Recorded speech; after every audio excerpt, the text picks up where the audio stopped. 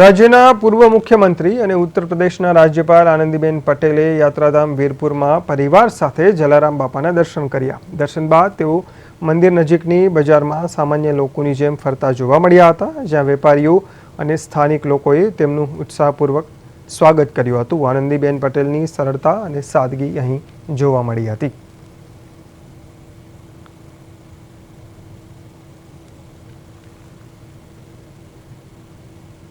કાર્યકર્તાઓ પણ જે સંસ્થામાં મારી સાથે છે અને અમારો પરિવાર, અમે બધા કાલે કાગવડમાં અમારી ધજા ખોડિયારમાંની ધજા ચડાવવા જઈ રહ્યા હતા. અને સ્વાભાવિક રીતે વીરપુર તો આવવું જ પડે, કારણ કે મારા સાસુ પણ લુહાણા છે અને અમારા ઘરમાં વીરપુર ભગવાનની પૂજા થાય છે. અમે જયારે ઘરની બહાર નીકળે ત્યારે જય જલારામ બોલીને નીકળતા હોઈએ. તો એ ભાગ રૂપે બી અમારા બધાને અહીંયા આવવાનું હતું, એટલે વીરપુર આજે દર્શન કર્યા, બહુ સરસ રીતે દર્શન કર્યા. પાછા જલારામ બાપાને યાદ કર્યા અને એમના સંસ્કારોને યાદ કર્યા. કાલે સવારે અમે બધા સાથે ધજા ચડાવવા.